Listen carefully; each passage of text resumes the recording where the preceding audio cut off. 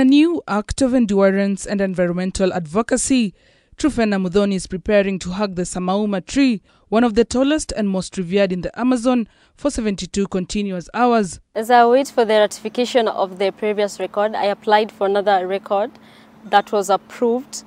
So it's going to take place at Quilombos de Abacatal in Belém, Brazil, at COP30. So while conversations turn to forest protection and indigenous knowledge and climate finance, I'll be quietly embodying all those values on the ground, hugging a tree, Samauma, that is 300 years old. This comes months after she etched her name in the record books, hugging a tree at Nairobi's John Michuki Park for 48 straight hours, setting a new world record for the longest tree-hugging marathon. The previous record was at 48 hours, and this is going to be a 72 hours of environmental endurance.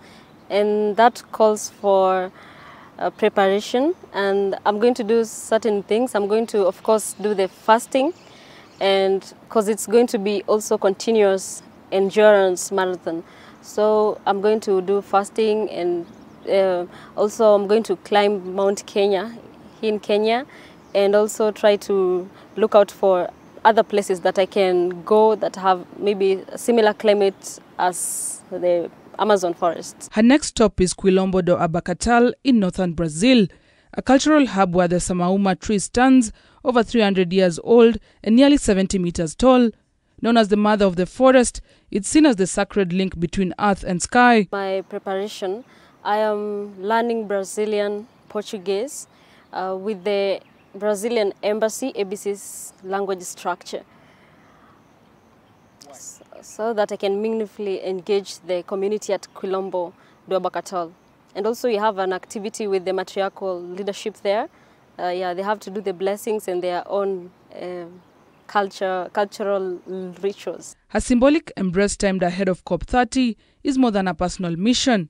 It's a global call for climate action, environmental protection and mental wellness, causes she championed since her first marathon hug. So we're going to launch an anthem, climate justice anthem, in the Amazon River, and we are training it at schools here in Kenya to bring the voices of young people, and also because we believe that art has the power to transit language and borders and culture and spark innovative solutions.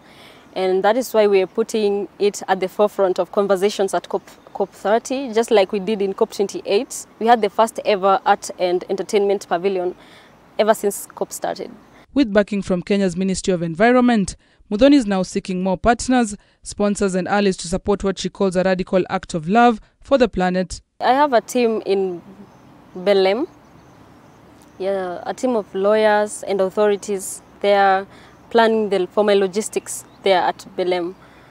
So they identified the tree for me, and also gave me the history of the tree and the history of the Afro-Brazilians, and also that it deeply connects to the African diaspora, and that is an ancestral land. It's very significant to the African diaspora, and it's actually the only ancestral refugee in Brazil. In the previous challenge, MediaMax played a key role in informing and highlighting my world record challenge, and that was really even recognized by the Guinness World Record. And I'm hoping and inviting MediaMax, and that is Kameme TV and K24, to come and become my media partners at Brazil in COP30, so that we can be able to inform Kenyans and people all over the world.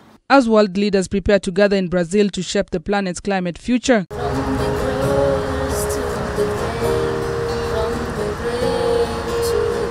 Muthoni's mission speaks louder than words, rooted in action, driven by hope and wrapped in sustainability.